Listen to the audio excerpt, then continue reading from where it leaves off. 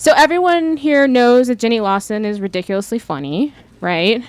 Every time I put her book in customers' hands, I have to warn them that they might pee themselves laughing. I also always tell them this story for some reason. Years ago, when I read Let's Pretend This Never Happened, I was on a flight to New Mexico and laughed out loud the entire time, including during a bout of some of the most frightening, intense turbulence I have ever had the horror to experience. I wasn't trying to read. Like, it's just that her book I was in the middle of it and it fell open on the tray. And every time I glanced down at the page, I accidentally read some of the text and just kept laughing. And I was like, the whole plane was shaking and it was like really horrifying. And I thought I was going to die, but I was like, no, I'm just laughing. Just laughing. Because what is fear of turbulence anyway but an intense anxiety that you will die and there is not a damn thing you can do about it. All you can really do in the moment is give up the illusion of control and laugh. But most of us usually have panic attacks. But this time I didn't. So thank you, Jenny, for giving me a gift in such a moment. Because Jenny Lawson has given that gift to so many of us who choose to fight against our own brains on a daily basis. She has the courage and strength to stand up and make the choice to live an active life when mental illness wants to drag her down into its black hole, soul-sucking pit of despair. To those who have never experienced depression or severe anxiety or even lived with a loved one who does, you must read Furiously Happy. And to those who fight the war with mental illness every day, you must read Furiously Happy. It is a manifesto of profound defiance and courage, using humor and joy to get through the horror of being your own worst enemy. I could say so many more things, but I'll never say it as well as this amazing woman. So please join me in welcoming Jenny Lawson.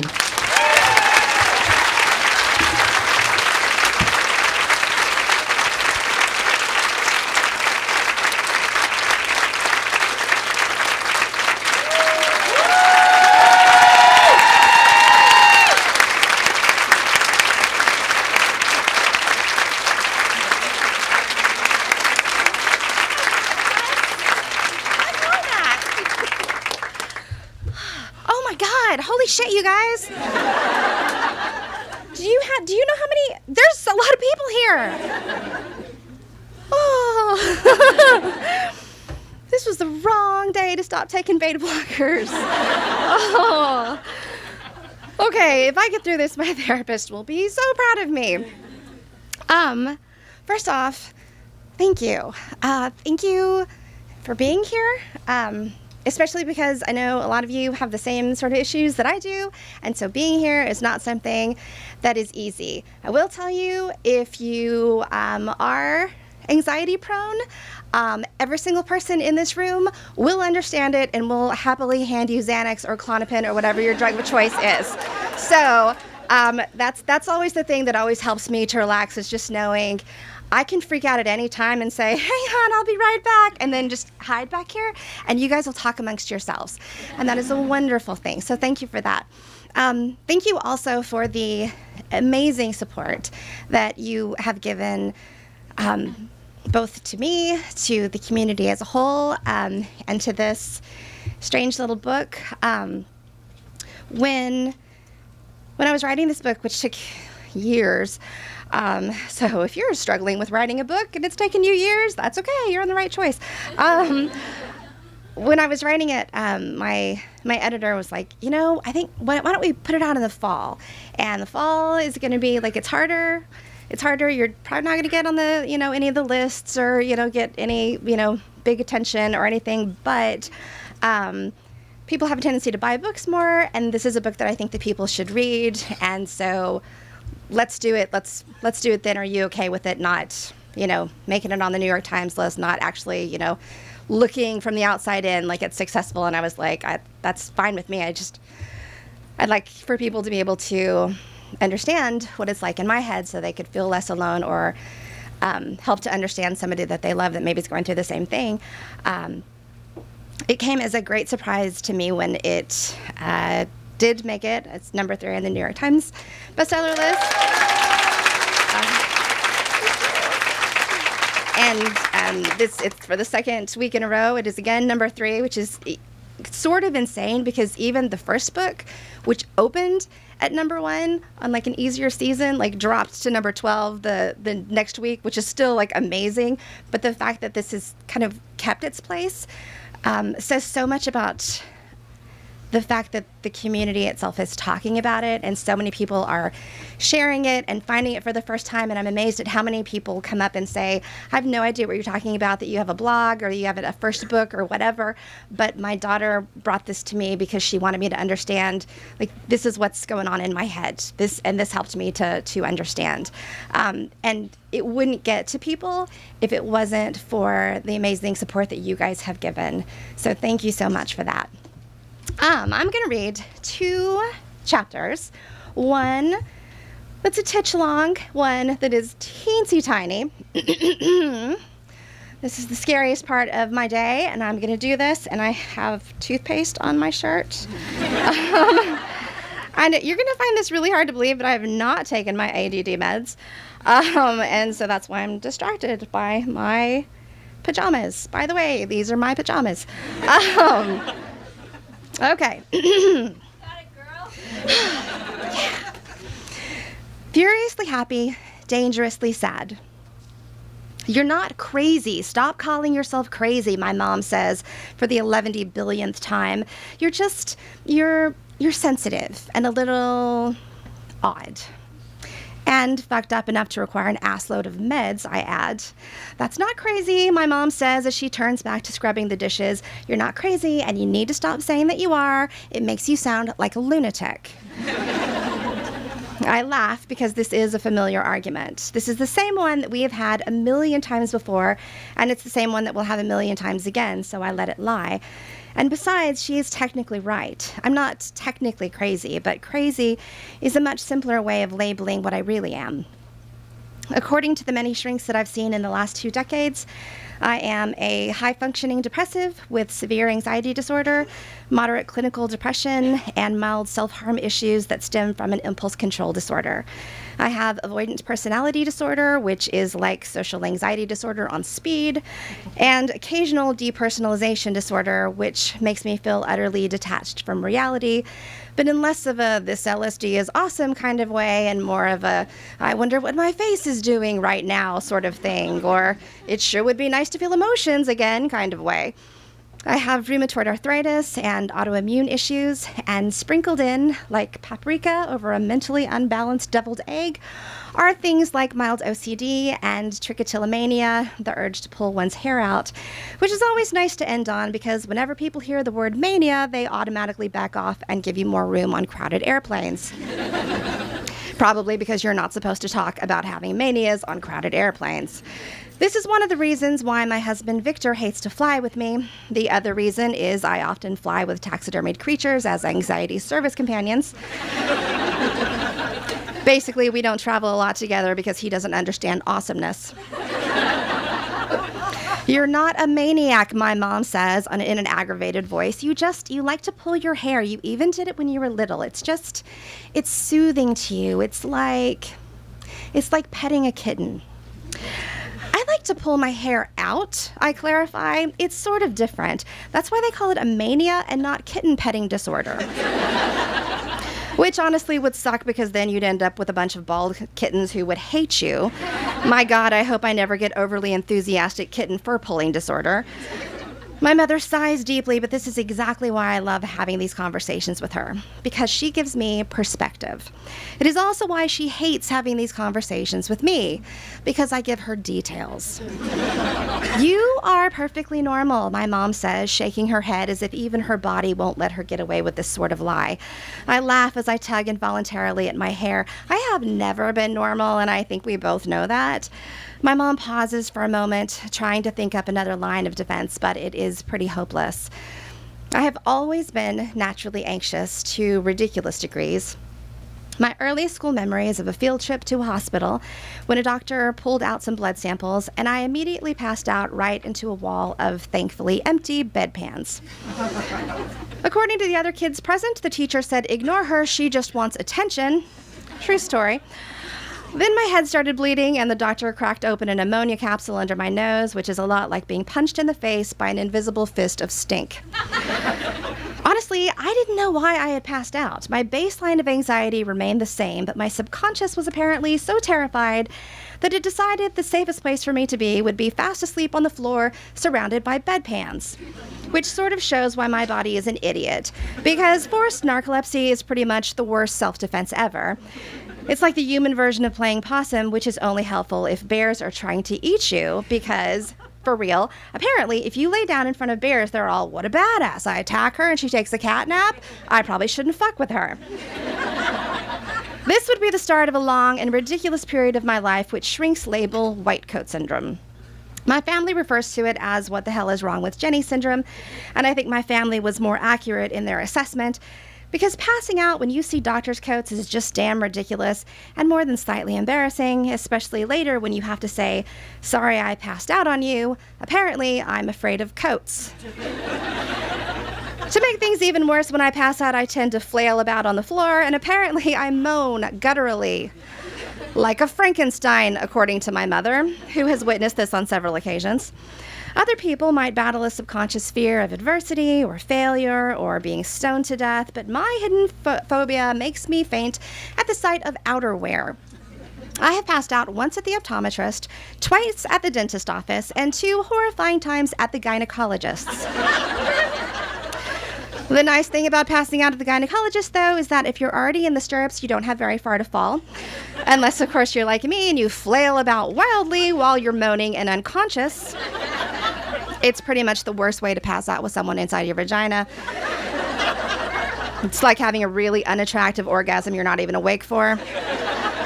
I always remind my gynecologist that I might rather loudly pass out during a pap smear, and then she grimly informs me that she didn't need me to remind her at all. The really bad part about passing out at the gynecologist is you occasionally regain consciousness with an unexpected speculum inside your vagina, which is essentially the 3rd worst way to wake up. The 2nd worst way to wake up is at the gynecologist without a speculum inside of you, because the gynecologist took it out when you passed out and now you have to start all over again, which is why I always tell my gynecologist that if I pass out, she should just take the opportunity to get the whole thing out of the way. The 1st worst way to wake up, by the way, is to find bears eating you because your body thought its safe defense was to fall asleep in front of bears. That playing possum bullshit almost never works. Not that I would know, because I would never pass out in front of bears and have, in fact, been known to run at bears to get good pictures of them. Instead, I pass out in front of coats, which, according to my brain, are the things you really need to be concerned about. One time, I loudly lost consciousness at my veterinarian's office when he called my name. Apparently, my subconscious freaked out when I saw the blood on the vet's coat, and then I abruptly passed out right on my cat. That is not a euphemism. I woke up shirtless in the lobby with a bunch of strangers and dogs looking down at me. Evidently, when I started moaning, the vet called the ambulance, and then when the EMTs came, they claimed that they couldn't find my heartbeat, so they ripped open my shirt. Personally, I think they just wanted a cheap thrill. I think the dogs looking down on me agreed, as they seemed slightly embarrassed for me after watching the whole episode unfold. But you can't really blame dogs, because first of all, who can look away from a train wreck like that? And secondly, dogs have no concept of modesty. Waking up shirtless with a bunch of concerned dogs staring at your bra because you're afraid of coats is about the 7th worst way to wake up. I mutter aloud to my mother. My mom says non-committally, raising a single eyebrow. Well, okay, maybe you're not normal, she says grudgingly. But who wants to be normal? You're fine. You are perfectly fine. You are better than normal even, because you're so aware of what's wrong with you that you can recognize it and sort of fix it. I nod. She has a point, although the rest of the world might disagree with our definition of fixing it. When I was little, I fixed it by hiding from the world in my empty toy box whenever my undiagnosed anxiety got too unbearable. In high school, I fixed it by isolating myself from other people, and in college, I fixed it with eating disorders, controlling what I ate to compensate for the lack of control that I felt with my emotions. And now, as an adult, I control it with medication and with shrink visits and with behavioral therapy. I control it by being painfully honest about just how crazy I am. I control it by allowing myself to hide in bathrooms and under tables during important events. And sometimes I control it by letting it control me, because I have no other choice. Sometimes I'm unable to get out of bed for a week at a time. Anxiety attacks are still an uncomfortable and terrifying part of my life. But after my furiously happy epiphany, I've learned the importance of pushing through, knowing that one day soon I will be happy again. This is why I sneak into other people's bathrooms in haunted hotels, and once accepted a job as a political czar who reports directly to the stray cat that sleeps at City Hall. I have staged live zombie apocalypse drills in crowded ballrooms. I've landed on aircraft carriers at sea. I once crowdfunded enough money to buy a taxidermied Pegasus. I am furiously happy. It's not a cure for mental illness. It's a weapon designed to counter it. It's a way to take back some of the joy that's robbed from you when you're crazy. You're not crazy, my mom says again, waving a wet plate at me. Stop saying you're crazy. People will think you're a lunatic. And it's true. They will. I Google the word lunatic on my phone and read her one of the definitions. Lunatic, noun, wildly or giddily foolish. My mom pauses, stares at me, and finally sighs in resignation, recognizing way too much of me in that definition. She says, shrugging thoughtfully as she turns back to the sink. So, maybe crazy isn't so bad after all. I agree. Sometimes crazy is just right.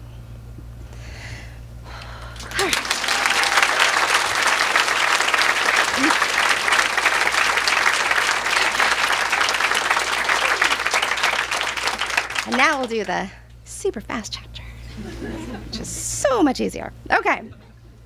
Now that I've said that, I've jinxed myself, and I'm totally not going to say it right. All right. I have found a kindred soul, and he has a very healthy coat. A few weeks ago, I was at the pharmacy picking up my meds, and I was staring into the drive-through window and thinking about how awesome it is that we live in a world where you can pick up drugs in a drive-through.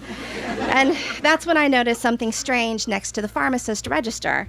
I don't know if you can see a picture there, but that's an open box of Milk-Bone dog biscuits. And I thought, well, that's odd, but maybe someone returned them because they were stale or something. And I thought it was even odder that someone could realize that dog biscuits had gone stale, because dogs are usually not very good at not eating cookies, even if they're fairly shitty. Dogs eat used diapers if you let them, so I'm pretty sure none of them are saying no to cookies. But then the pharmacist came back, and while he was ringing me up, he reached over and picked up a handful of broken dog biscuits and ate them. And then I thought, wait, am I high? Is he high? Am I being tested? Should I say something? But I didn't, because I'm pretty sure you're not supposed to accuse the man giving you drugs of eating dog food. And then I signed for the drugs and I drove away, and I thought to myself, is it possible that he accidentally ate the dog biscuits?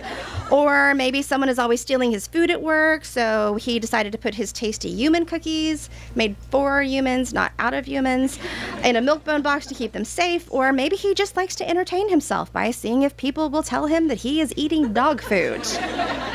Those would be good people, probably. I'm not one of those people. But then I spent all day thinking, why the dog biscuits? And so I went back today to ask, but the dog biscuits were gone, and the dog biscuit eating guy was also gone. And I thought, can I ask this pharmacist if the other pharmacist who eats dog food is around, because I really need to know the story? And the answer is no, I can't. But I really want to know, because I suspect that I would be great friends with this guy, because anyone who would hide crackers in a dog food box seems like someone I'd want to hang out with. Although someone who just eats dog food for fun seems slightly more questionable. Except now I'm wondering if maybe Milk-Bones are delicious and he's just a genius who's discovered really cheap cookies. Cookies you don't have to call your judgmental vet about when your dog gets into the pantry and eats all of them. You still have to call the vet, though, when your cat has eaten a toy consisting of a tinkle bell and a feather and a poof ball all tied together with twine. And that actually happened to me once, and it was really the worst, because the vet told me that I would have to ply the cat with laxatives in order to make sure that the toy would pass through easily, and then I'd need to inspect the poop to make sure that it had gone all the way through. Otherwise, they would have to do open cat surgery.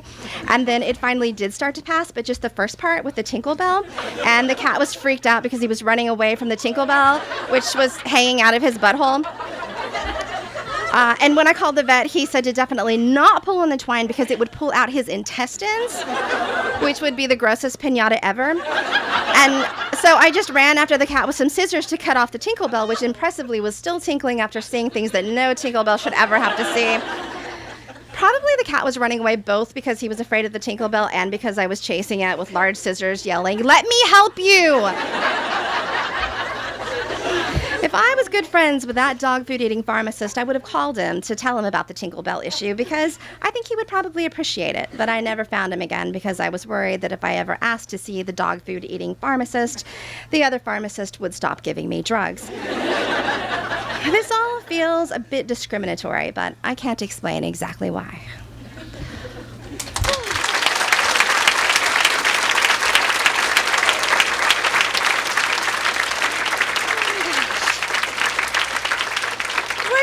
Scary part. Woohoo!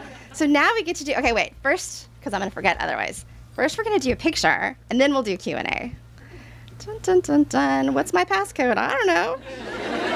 I had, like, true story, Victor put on a passcode because I left my phone at a signing, and he was like, well, at least nobody could tweet stuff. And I was like, why wouldn't they? And he was like, because of your password. I'm like, who has a password? He was like, Jesus Christ,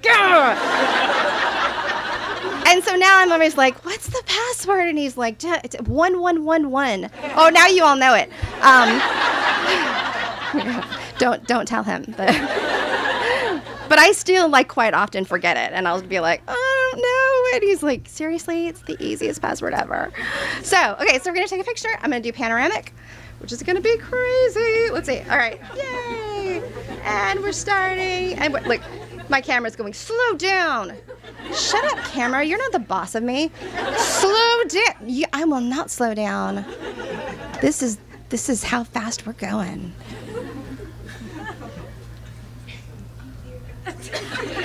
Now it's telling me to go down. That's rude.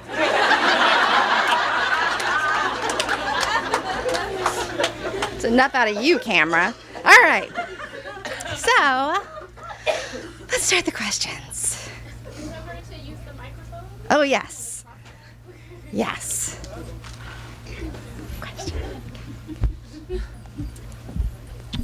So in your first book, you said you were going to tell us the story of when your sister was chased by a pig on the playground. You know, I never forget.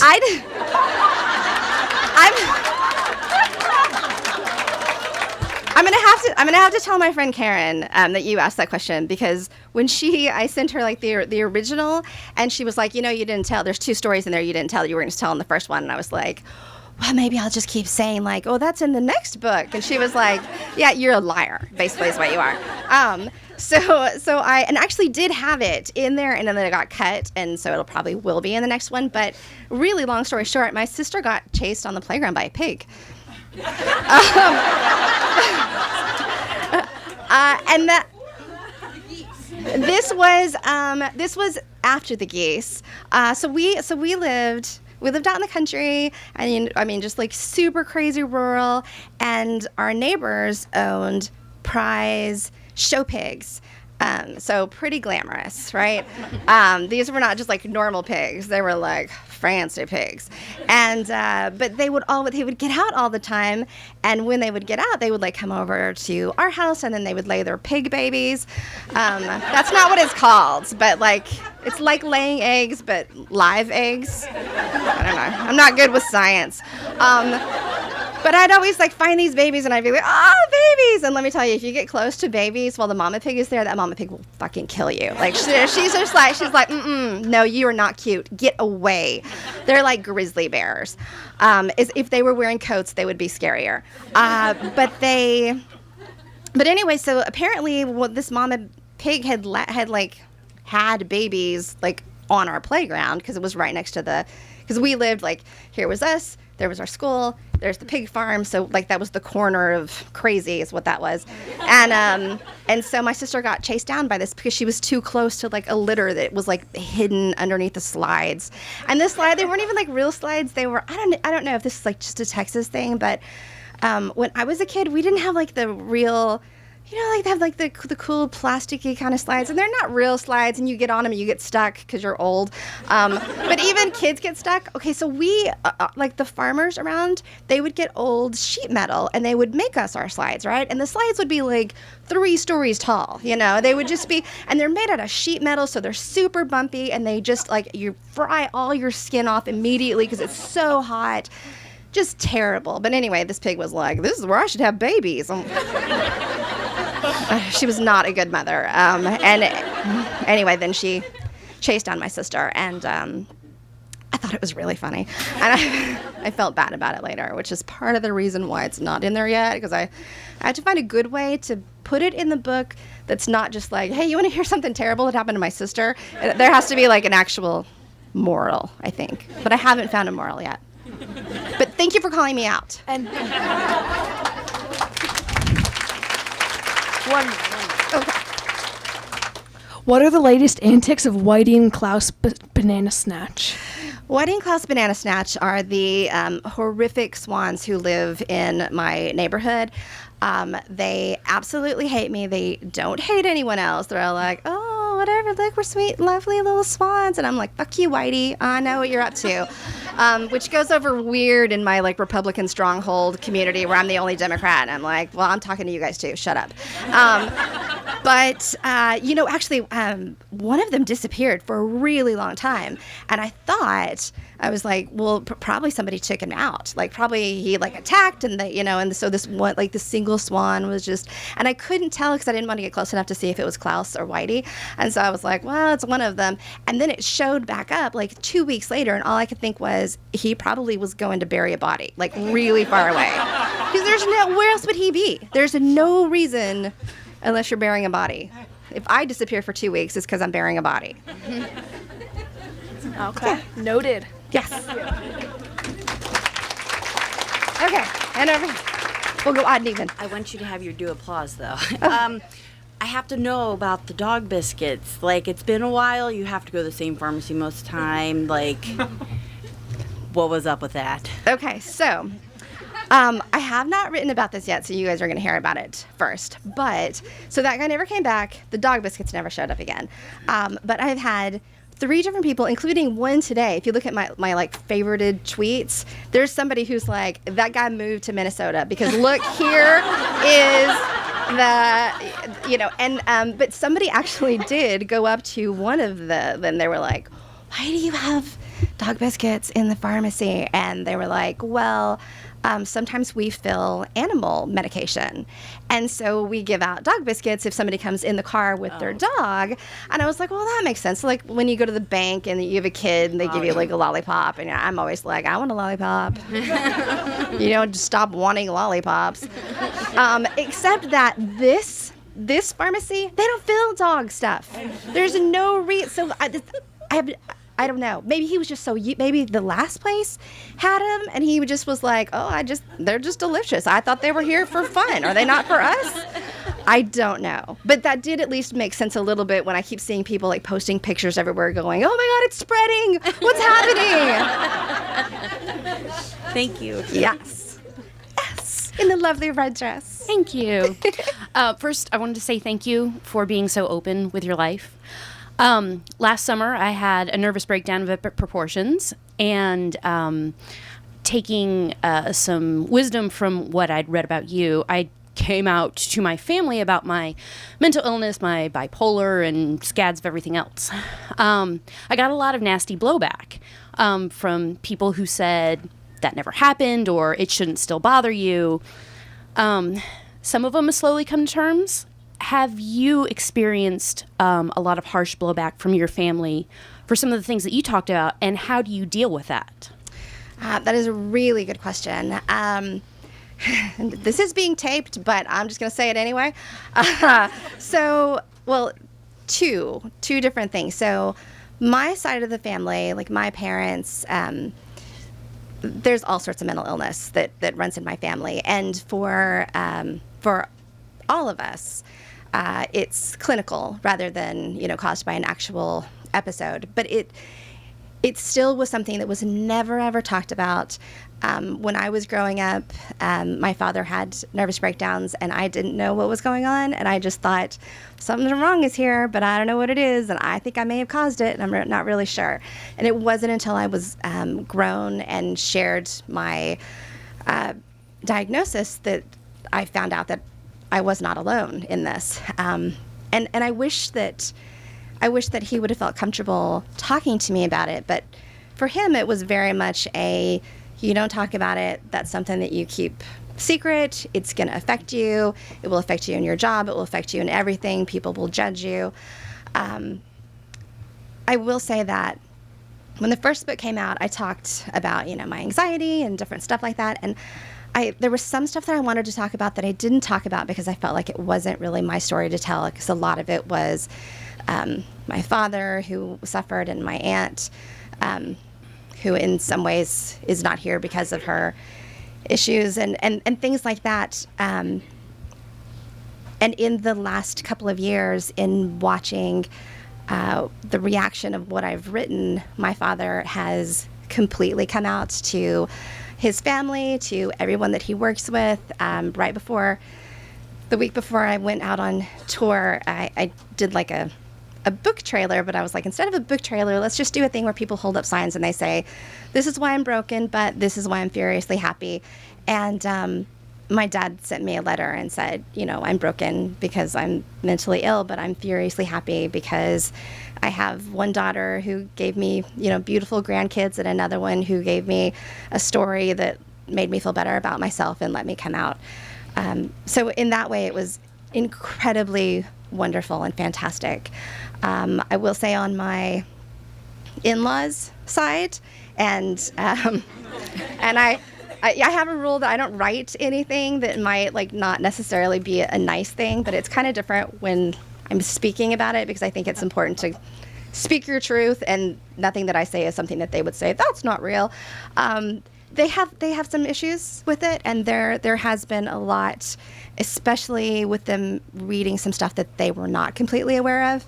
I think it's easier now. It's not easy, but it's easier to say, I have depression, and people are like, oh, okay, I've heard about the people having depression. I understand.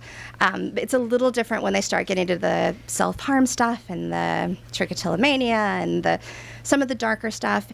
And I did have some pullback and some, don't you think you're maybe going to affect your child? Do you think maybe it's not safe? And it was, in a way, it was really painful, because these are people I've known for 20 years, and they know me and they know who I am. But at the same time, it was really a great thing, because I realized that they were the people I was writing this book for. So I could hand it to them and be like, look, you're the one with the problem. You're the one who doesn't understand this. You're the one who doesn't understand that 1 in 4 people is going to be mentally ill, that in your life you're going to deal with people you love will be, dealing with this, that this does not change who you are. It's just a facet of it. And read this book, and hopefully it'll help. And I don't think that they've read it, but I think that they are slowly starting to understand. And honestly, not because of the book. They're starting to understand because they're opening up the newspaper and seeing something that says, Jenny Lawson speaking about ending the stigma of mental illness. And they're like, oh, why is she in our newspaper? Okay, maybe she does have a point, which is really awesome, I have to say. So be strong. Be strong. Be strong. Know you are not alone, and remember that all the things that you hear people say, they're always going to sound worse to you, because the voices in our head are already saying all those terrible things. So remember that depression lies, and at the same time, when people don't understand, their automatic fear reaction is a scary thing, and unfortunately, teaching them is a really, really good thing. So that's sort of, and whenever I feel like it gets a little bit too hard, I think, well, what is it going to be like if I don't think my daughter's going to have any of the same issues that I have, but she might very well have her own unique issues that I struggle to understand, that I won't understand. And so I just think, well, if I make it easier for me, it'll make it easier for her one day, or any grandkids I have, or, you know, nieces or nephews or people in the future that I love. Thank you so much. Thank you. I love your hat. Thanks. Oh my gosh. I love this set too. I'm gonna fangirl for like 20 seconds, and then I do have an actual question in the form of a question. So I saw you speak when you were in New York. I was living there when you went on your first tour, and so I stole your idea of like writing stuff on my arm when I was having some feelings, and wrote "Depression Lies" a lot. So thanks. I actually have my own tattoo now. It's not Depression Lies, but it's similar sentiment. But anyway, so this is a tie-in to the whole idea of like mental illness in your family and blah blah blah. I have a lot of stuff. ADHD is my number one friend, but also there's depression and anxiety, and my brother just got diagnosed with bipolar disorder, and there's a lot of it in my side of the family. My fiance also has a little bit of that in his side of the family, and, you know, we're talking about starting a family and all that kind of stuff. So I guess my question is a two-part question. One, how did you, was there a fear of, you know, passing that on to kids? How did you deal with that fear, and how do you deal with, I guess, talking to your daughter about it and saying, like, hey, this is a thing that your mom deals with every day, and, like, I'm not crazy, but, like, this is a thing, and sometimes mommy can't get out of bed, and, like, I don't know. Yeah. How do you deal with it? That's an excellent question.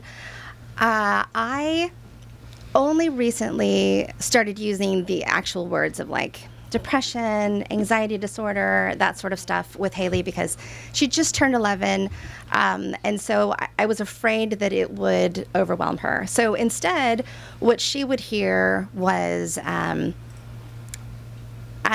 just don't feel good right now. You know, like I'm not well. I'm feeling sick. My thing with, and actually, to answer your first question, I wasn't diagnosed until Haley was about 6 months old. So that was when my first diagnosis for anxiety disorder came out. And when I had my first depression disorder, it was after losing a child. And so they were like, oh, it'll pass. It's PTSD. And didn't, associate it. So I didn't really think about it, and I didn't really know that was in my family. But it would not have changed the fact that I had, first of all, that I had Haley, because she's amazing. And kids, like you absolutely, they're completely different. Like they're born with these natural, innate, awesome things, and your job is like not to crush it. Like that's your whole job is like make sure they still have their arms when they graduate from kindergarten, and that's it. And so they even if they lose an arm, whatever, they still have another one. It's okay. I know that's gonna be my parenting book now.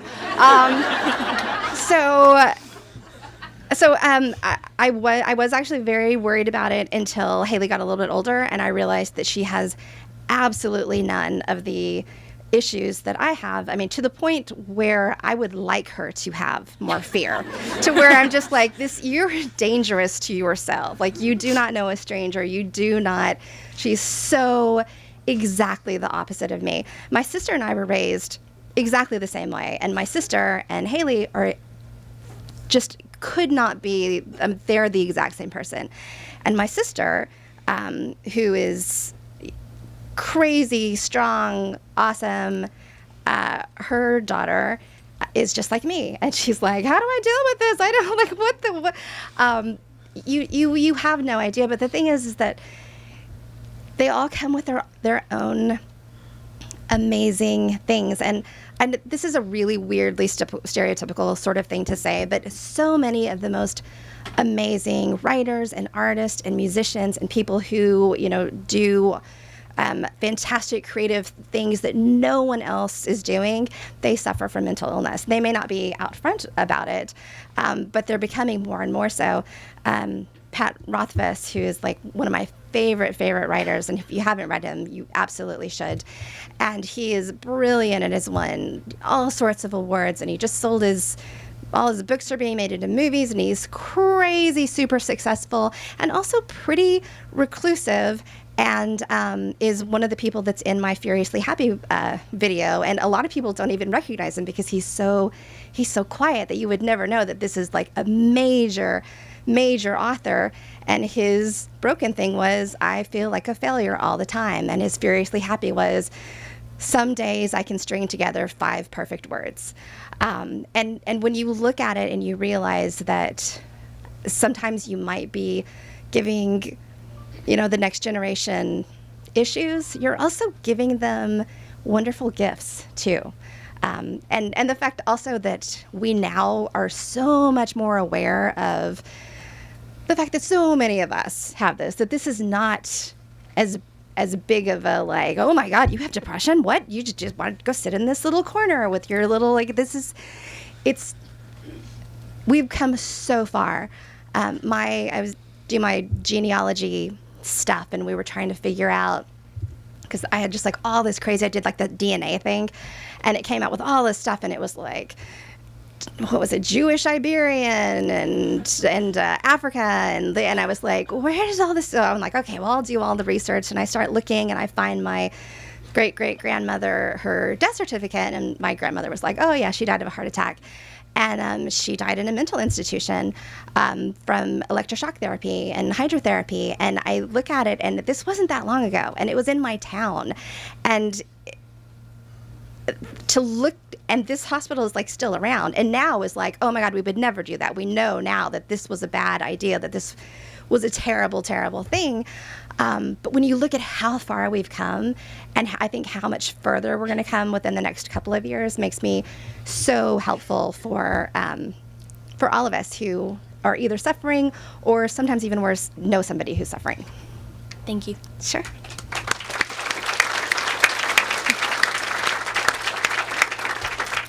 I feel like my question's a little less big. I like that. That's nice. First, my little fangirl moment. I had a really bad depression not that long ago, and my mom handed me "Let's Pretend This Never Happened."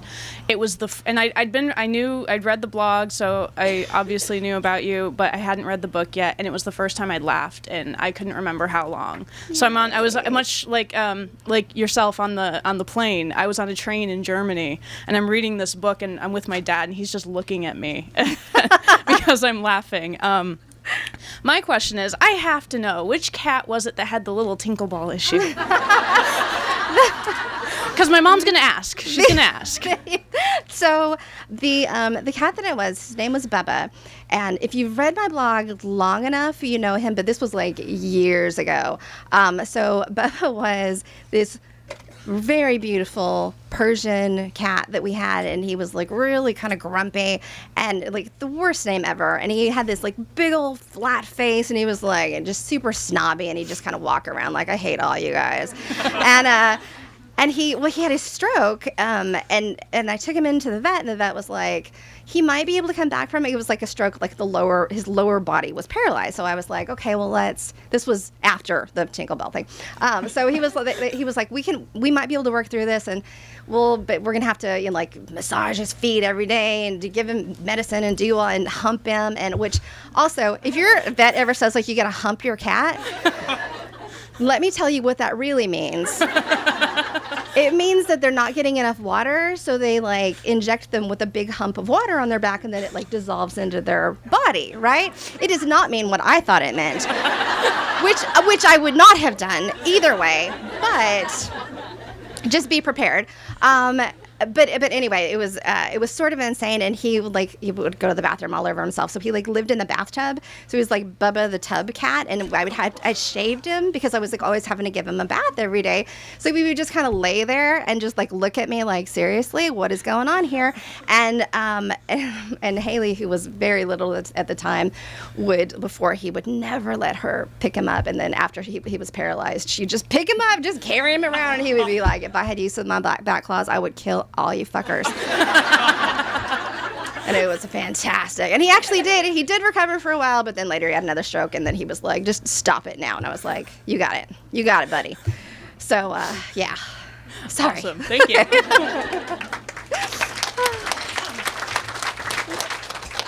So I discovered you about 6 or so years ago when a friend of mine said douche canoe to me. And I was like, well, that's amazing. Where did that come from?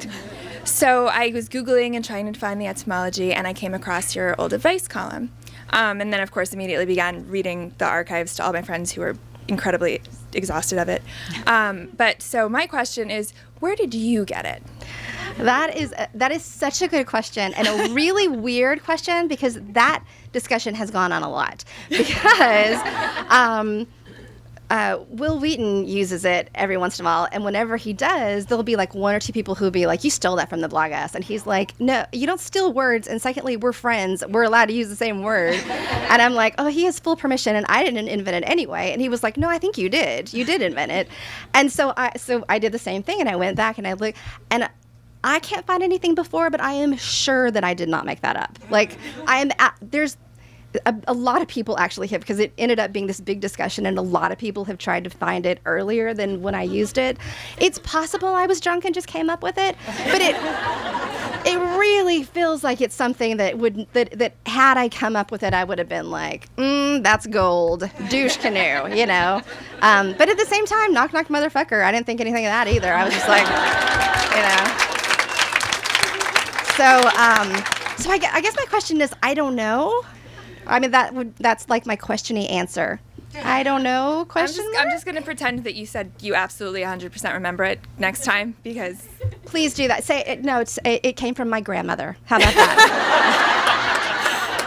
Yes. That actually wouldn't have surprised me a whole lot. So, right. Yeah. Thank you. Sure.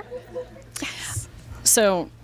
first of all, thank you for Beyonce, because that changed my life and many of my friends' lives. That was my introduction to you as well, and it got passed around to everybody that I know.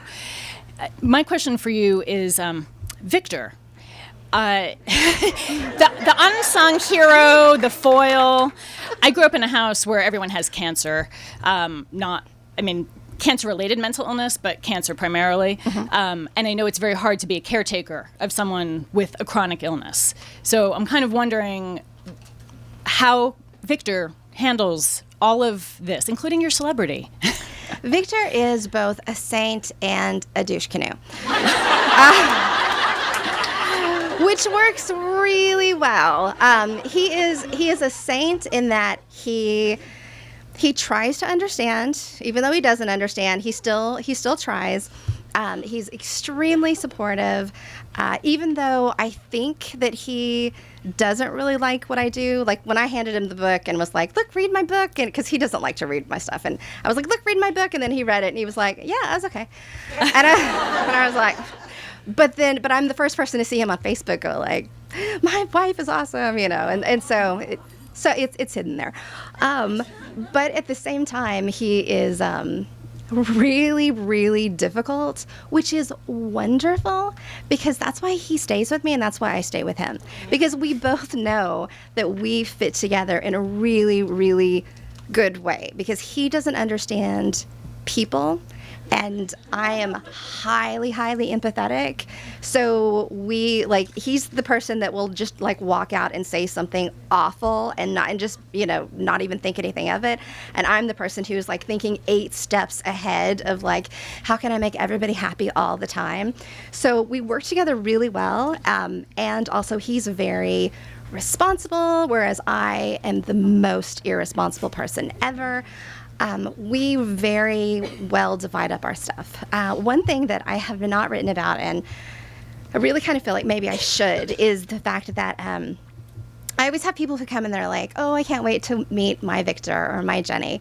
And I always think that's so lovely and fantastic, and everyone deserves that, deserves to find that person who gets you. And like for me, Victor makes me laugh. That's the reason why we stay married. Like everything else aside, he is in real life, not on paper. On paper, I'm funnier, but in real life, he's funnier than I am. And everybody who knows him would agree with that. He is really, really funny.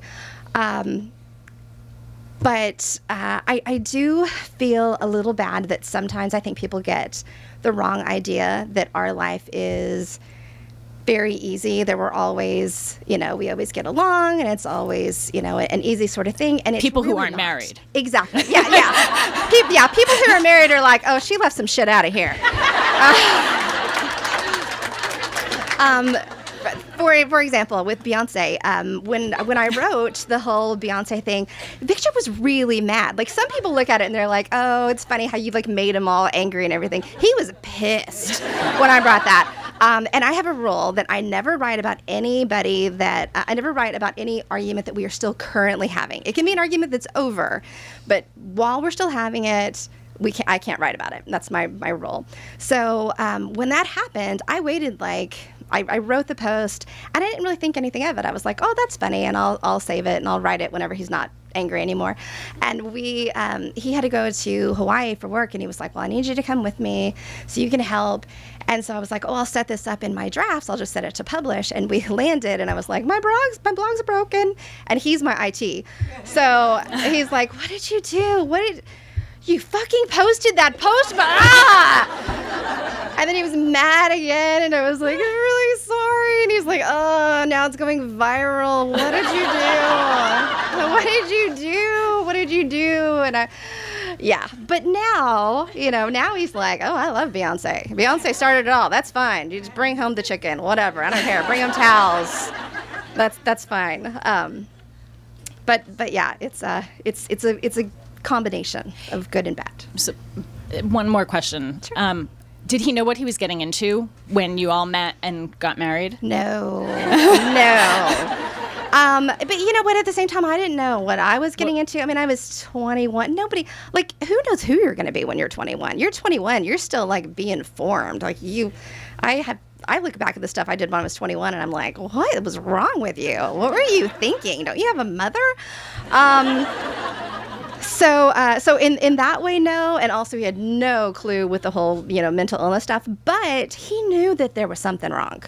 From the get-go, he was like, there's something messed up with this girl. But he still was just like, all right, let's do this. So I don't know. Sometimes you just take a chance and it works. And it's work, but it's really good, rewarding work if it continues to work. Which it has for 20 years. Woohoo! 2 more questions. All right. Look at that hand. Oh, now I feel lucky. So my friend's also a huge fan of yours, and she just texted me. So I've been informed to tell you, first of all, that she thinks that you're almost as cool as Beyonce the chicken. And also, if you have any tips for writing humor. Oh, good question. I'm so fascinated with your hand. I'm like, let's see, tips for writing humor, right? With a disembodied hand. That's a good, let's see. I think, some people didn't see that it was a disembodied hand until now. Now they're all like, oh, all right. It took me a minute. I was like, how is that working? No, I got it. Okay. When it comes to writing, for me, there's a couple of things that really work. And so when I write, everything that I write, I cut half of it off immediately. So I write the thing, and then I go back and I delete 50% of it, because you always have extra crap that you like, but that nobody else needs to know. So that's always really helpful. The other thing is have readers. And I don't mean like blog readers. What I mean is I have like 4 or 5 people who I can turn to, and I can call them and say, I'm going to read you this. You tell me, is this too offensive? Is this funny? Does this work? And I'll listen to them, and I'll listen to where they laugh and where they don't laugh. And that can be a really helpful thing. The other thing is find your own voice. And I think a lot of times we have a tendency to, and I know I did it myself, where you find an author and you're like, oh, I love this author so much. I want to be just like them. And so for me, it was like Ray Bradbury and Neil Gaiman. And then I was like, I don't have a voice for that. Like, I can't write that stuff. I write it. Nobody reads it. It just goes in a box of, stuff that my agent says, what? You can't do this. Go back to the funny. That's your voice. That's, and she's right. The voice that you have is a voice that no one else has. So reading other people can be a wonderful, wonderful thing, but always go back to your own personal voice. And then I think the other thing especially when it comes to humor, and it's really, really, really hard, is especially once you get to the point where you're writing like essays and books and stuff like that, being able to hand it over to an editor, finding somebody who you respect, who you like, who gets you. Because let me tell you, there are an awful lot of editors out there who just want to make money, and they're just like, yeah, that might make money. Okay, whatever. I'll just do a couple of things so that I can get some money out of it. Find somebody who loves your work. And you may have to work really hard to find that person. I have some friends who are my favorite writers and struggle so hard to find an editor. But when you find the right one, being able to listen is really helpful. When I handed my editor my first book, she was like, oh, this is really good, but we need to cut this, and we're going to cut this, and we're going to cut this. And I handed her my baby that I had been working on for 10 years, and she was like, let's cut the arms off your baby and the legs off, and it'll be aerodynamic. And I was like, no, stop. I don't want to do that. And so she, first of all, listened to me, and, on 1 or 2 things was like, okay, all right, well, I'll stick with you there. And then on everything else was very sure and solid, and her decisions were all right. And that's a really wonderful thing, is being able to listen to your editors. And sometimes your best editors are like, if you have a blog and you have readers, and your readers are saying, I don't really like it when you write about this, or this came off a little harsh. So often we're tempted to say like, oh, that person's a troll, or that person's a bully, or you know what? They just have an opinion. Like, I think the word troll is way overused. Like, I've had trolls before, and trolls are like, I want to rape you to death. That is a troll, and I've gotten those, and that's like so different from like, you're just not that funny today. Like you're right. I will also tell you on a different subject, on the subject of trolls and all that stuff. If you do have real trolls, and for me, real trolls is just somebody who's just coming to fuck with you, basically. They're just there to say something really mean so they can come back and they can see like how you're going to cry. So this is how you deal with them. You go in, and if you have like a spam filter set up, like I have a Kismet, so anytime somebody leaves a comment for the first time ever, I have to go in and approve it. So it goes into moderation. So if it's, a troll, it's like somebody like for the first time and they write something, awful, and I will change it from, I think you should be raped to death, to, oh my God, you're my favorite person. I wish I could be more like you. And I leave their name, I leave their everything else. And then they come right back because they want to see you cry. They didn't just leave that and walk away. They want to like see you, upset. And then they come back and they're like, what the fuck? I didn't say that. I didn't say anything like that. I said blah. And then I changed that one, and I'm like, I wish I could wear your skin. You're so pretty. Oh my gosh, how do you get your hair like that? I have never had anyone come back after 3 times. 3 times, they're gone. They're like, oh no, I'm not. This is a waste of time. So I give you full permission, because like your blog is your house, and if somebody is gonna fuck with you, you should be entertained by them. That's the way I look at it.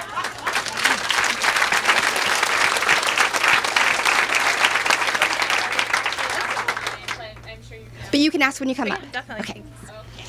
All right. What are you guys doing? I love this. This is like the best kindergarten class ever. Let's give another round of applause for Jenny Lawson.